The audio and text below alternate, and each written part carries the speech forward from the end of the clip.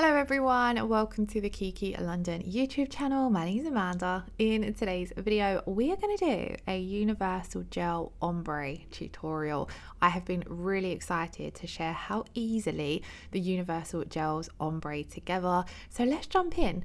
Now I'm going to start off by doing a base coat of RB16, and then we're going to be doing an ombre between the beautiful cloud blue, because if you use this more thin like we're going to for an ombre design, you can get that more milky look to it, which I think is really pretty in an ombre. And then for our blend color, we're going to use satin pink. So this is the one we're going to put down at the cuticle and nail bed area, which is such a gorgeous shade. Now for my application, I'm going to use the Kiki London polygel brush. This is my favorite brush for applying the universal gels, and the same for the sculpting gels too. Now I'm working on a display tip today, so we're jumping straight in with our base coat application, but the previous videos I've been working on my natural nails with the universal gels, so I'll leave some of them linked in the description box below as they do cover prep. But we're jumping straight in and applying a thin coat of RB16. I usually work this into that nail bed area and then go and float over, so you do get a bit of that color coming through. Because we're just using this as a base, not for the color, we're just going to go in and do one coat of this and cure this for 30 seconds. And as you can see, this is just giving us a nice neutral milky base to work on top of. If you don't want to use a colored base coat at this point, you could use a clear base coat. You don't even need to use the rubber bases, you can use any base coat of your choice. Then I'm going to take a small bead of cloud blue onto my polygel brush, and we're going to apply a slip layer where I want my ombre to go. So I'm placing this down at the tip of the nail, as we're going to have the blue at the tip and then the pink blending over the top of the blue. So I'm just painting on a thin layer of this. And then what I'm going to do is I'm going to blend this back into the rubber base coat that has been cured. So we're blending it back into that tacky inhibition layer that's left behind from the rubber base. And then we're going to go in and build up the colour a little bit. So I like to always put a slip layer down first when I'm working with any of the builder gels, as I do find this makes manoeuvring the gel effortless.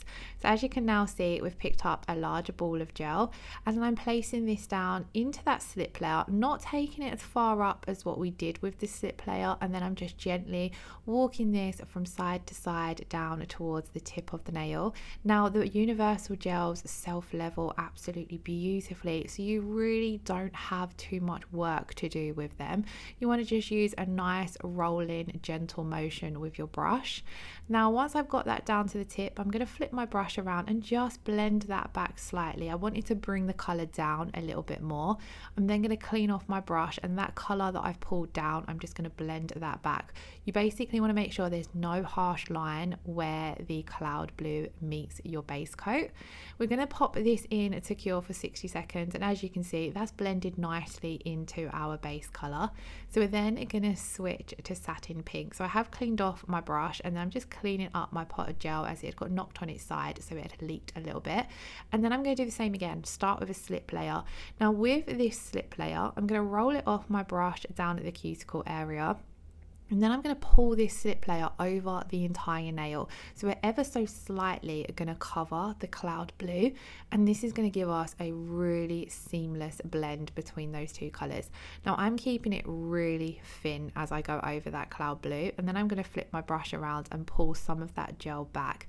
We just want a thin layer so that there's a nice coat over the blue. It's going to give us this beautiful transition between the pink and the blue, but it's not covering up too much of the blue, if that makes sense. And because it's only thin, it's not going to, it's just going to soften any imperfection that might have been there in the blend. I'm then going to take my larger ball of gel, and we're going to use this to start building up the structure of the nail. Like we did with the tip of the nail, we went in with our builder gel layer, we built up that tip.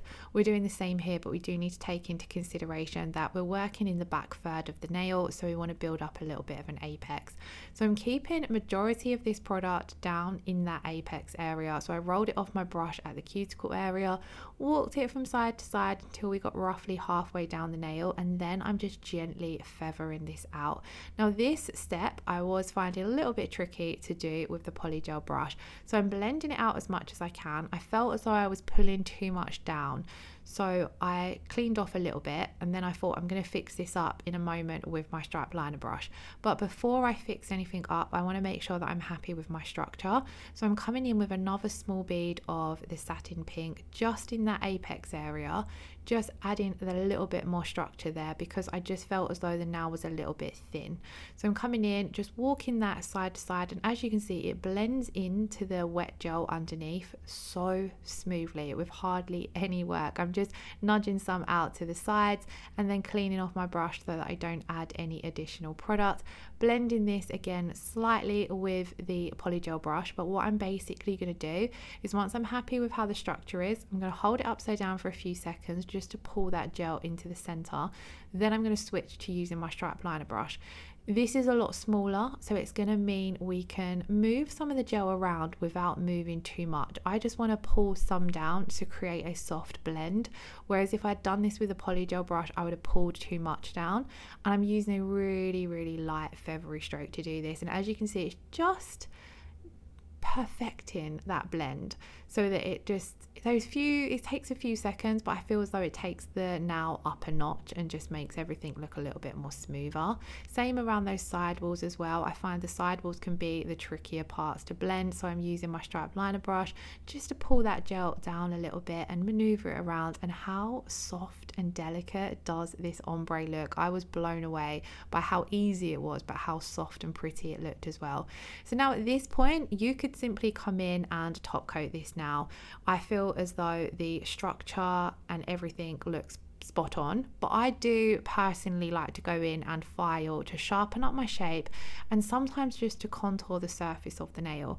So now when I would do this, just building up a layer but building up the structure with the universal gel, I wouldn't need to encapsulate, but I want to come in and just put a thin clear encapsulation layer down just so that if I do any filing, it's not going to mess up the blend between the two colors.